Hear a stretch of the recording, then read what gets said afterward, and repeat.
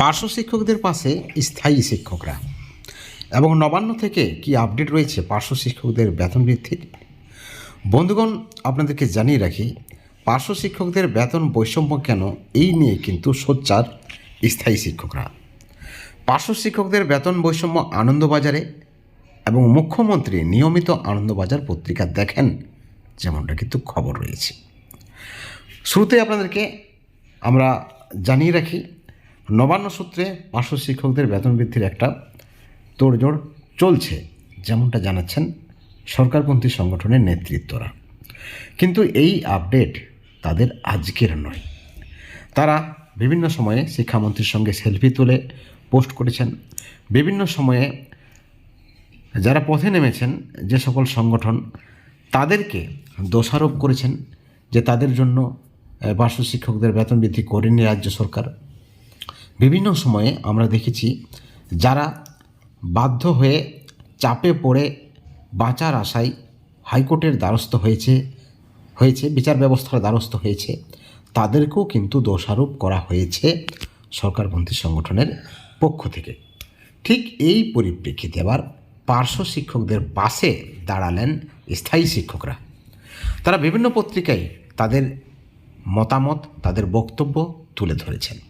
আপনারা ইতিমধ্যেই হয়তো সেই পেপার কাটিং বিভিন্ন গ্রুপে দেখেছেন। পার্শ্ব শিক্ষকদের বেতন বিষয়ক তাদের যে দাবি, তারা প্রথমেই তাদের পরিচয় দিয়েছেন যে তারা পার্শ্ব শিক্ষক নয়, তারা স্থায়ী শিক্ষক, এবং একজন পার্শ্ব শিক্ষক একজন স্থায়ী শিক্ষকের সঙ্গে সমান সময় ধরে কাজ করার পরও 2025-এ দাঁড়িয়ে তাদের বেতন বা ভাতা অত্যন্ত কম, মাত্র প্রাথমিকে 10,000, উচ্চ প্রাথমিকে 12,000 টাকা, এবং যে টাকায় বর্তমানে একটা পরিবার 3-4 জনের 5 জনের পরিবার কোনোভাবেই কিন্তু চলতে পারে না।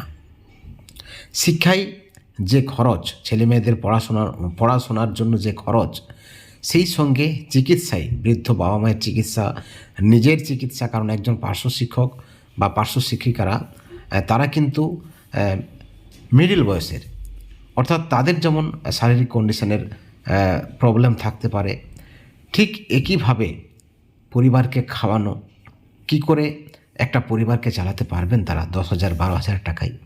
বিভিন্ন সময় সরকারের পক্ষ থেকে, শিক্ষামন্ত্রীর পক্ষ থেকে দাবি করা হচ্ছে তাদের নিয়োগ পদ্ধতি ভিন্ন। আমরা ধরেই নিলাম তাদের নিয়োগ পদ্ধতি ভিন্ন, কিন্তু তারাও তো মানুষ, তারাও তো তাদের মূল্যবান সময়টা স্কুলে কাটাচ্ছে, তারাও তো সরকারের বিভিন্ন প্রকল্পে সহযোগিতা করছেন, তারাও তো বাচ্চাদেরকে পড়াচ্ছেন, সমাজ গড়ার কারিগর তারা হয়তো সমান বেতন বা ভাতা চাইছেন না, কিন্তু বর্তমানে 2025-এ দাঁড়িয়ে একটা ন্যূনতম বেতন বা ভাতা তারা চাইছেন, উপযুক্ত পারিশ্রমিক, যাতে তাদের সংসারটা চলে। বন্ধুগণ, আপনারা দেখলেন স্ক্রিনে যেভাবে বিভিন্ন স্থায়ী শিক্ষক কিন্তু আবার সোচ্চার হয়েছেন। তারা পার্শ্ব শিক্ষকদের বেতন বৈষম্য নিয়ে মুখ খুলেছেন, তাদের লেখা তারা লিখেছেন আনন্দবাজার পত্রিকা থেকে, বিভিন্ন পত্রিকায় আপনারা দেখলেন, একটি হিন্দি মাধ্যম পত্রিকাতেও সেই খবর, এবং সেখানে পরিষ্কার দাবি তাদের কেন পার্শ্ব শিক্ষকদের সঙ্গে বেতন বৈষম্য করা হবে।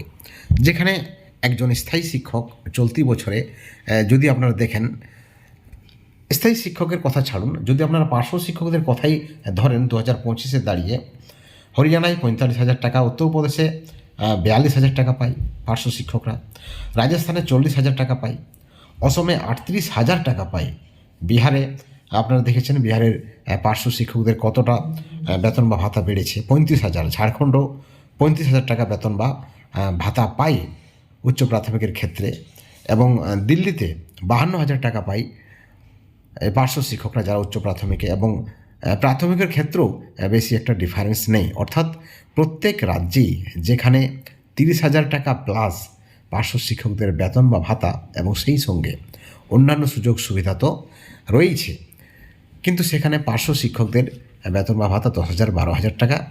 এবং মুখ্যমন্ত্রী বিভিন্ন সময়ে তাদের প্রতিশ্রুতি দিয়েছেন ক্ষমতায় আসার পূর্বে। পার্শ্ব শিক্ষকদের সবাই গিয়ে বলেন, 2009 সালে পার্শ্ব শিক্ষকদের সবাই গিয়েছিলেন মুখ্যমন্ত্রী, সেখানে তিনি বলেছিলেন দিল্লিতে 10,000, বাংলায় 5,000 হতে পারে না। আজ দিল্লিতে যেখানে 40-50 হাজার টাকা, সেখানে বাংলায় মাত্র 10,000 টাকা, এবং সেখানে মুখ্যমন্ত্রী স্বয়ং মমতা বন্দ্যোপাধ্যায়। বন্ধুগণ, অলোকেশ মাইতির এই লেখা, তিনি পূর্ব মেদিনীপুরের, এবং আরও একটা যে স্ক্রিনশট আপনারা দেখলেন প্রথমেই পেপার কাটিং, সেখানেও কিন্তু একজন শিক্ষক তিনি দাবি করেছেন, তার নাম সুজিত কুমার ভৌমিক, চণ্ডীপুর, পূর্ব মেদিনীপুর। অর্থাৎ স্থায়ী শিক্ষকরা যেভাবে পার্শ্ব শিক্ষকদের পাশে দাঁড়াচ্ছেন, তাতে অনেকেই তাদেরকে ধন্যবাদ জ্ঞাপন করেছেন, এবং যে পত্রিকাগুলিতে তাদের বেতন বৈষম্যের কথা তুলে ধরা হয়েছে, সেই পত্রিকাকেও তারা কিন্তু কৃতজ্ঞতা প্রকাশ করেছেন পার্শ্ব শিক্ষকদের পক্ষ থেকে। কিন্তু সবচেয়ে যেটা গুরুত্বপূর্ণ বিষয়, যে যেখানে স্থায়ী শিক্ষকরা তাদের পাশে দাঁড়াচ্ছেন, একটা সময় কিন্তু স্থায়ী শিক্ষকরা পার্শ্ব শিক্ষকদের পাত্তা দিতেন না, কিন্তু অনেক স্থায়ী শিক্ষক রয়েছেন যারা ভালো মনের, ভালো মানসিকতার, তারা কিন্তু তাদের মতামত প্রকাশ করছেন এবং সেই মতামত প্রচারও করছেন। সেটা কিন্তু অত্যন্ত একটা পজিটিভ দিক। কিন্তু পার্শ্ব শিক্ষকদের মধ্যেই যে গুঞ্জন বা যে বক্তব্য উঠে আসছে, যে পার্শ্ব শিক্ষকরাই পার্শ্ব শিক্ষকদের শত্রু।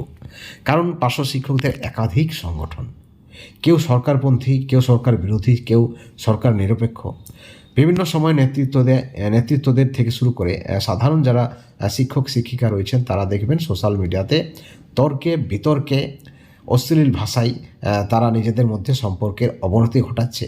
প্রতিদিন যদি আপনারা দেখেন বিভিন্ন পার্শ্ব শিক্ষকদের গ্রুপ, সেখানে ফেসবুক থেকে শুরু করে হোয়াটসঅ্যাপ থেকে শুরু করে আরও যেখানে পার্শ্ব শিক্ষকদের গ্রুপ রয়েছে, সেখানে কিন্তু তাদের মতের মধ্যে অনৈক্য রয়েছে, এবং একে অপরকে সম্মান করা তো দূরের কথা, যেভাবে তারা অত্যন্ত কুৎসিত ভাষায় কথা বলেন, তাতেও কিন্তু পার্শ্ব শিক্ষক সমাজ থেকে সাধারণ যারা মানুষ রয়েছে পশ্চিমবাংলা, তারা কিন্তু ডিটাচ হয়ে যাচ্ছেন। তাদেরকে এই বিষয়ে একটু সচেতন হতে হবে, এবং সকল সংগঠন যারা রয়েছেন, সকল নেতৃত্ব যারা রয়েছেন, তাদের প্রত্যেকেই একটা মতামতে আসতে হবে, এবং সেখানে সরকারপন্থী সংগঠনের যারা নেতৃত্ব, তারা একটা বলা যায় বিগ ফেলিওর, তারা কিন্তু চরমভাবে ব্যর্থ পার্শ্ব শিক্ষকদের দাবি আদায়ে।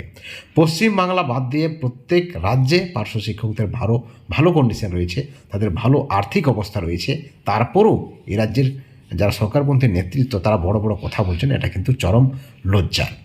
বন্ধুগণ, পার্শ্ব শিক্ষকদের পাশে স্থায়ী শিক্ষকরা এবং পার্শ্ব শিক্ষকদের বেতন বৈষম্য নিয়ে তারা সরব হয়েছেন। তাদের দাবি, একজন পার্শ্ব শিক্ষকের মুখের দিকে তাকালে, একজন পার্শ্ব শিক্ষিকার মুখের দিকে, তাদের চেহারার দিকে তাকালে তাদের কিন্তু খুবই দুঃখ হয়, কারণ তারা জানে 10,000, 12,000 টাকায় একটা পরিবার চলতে পারে না।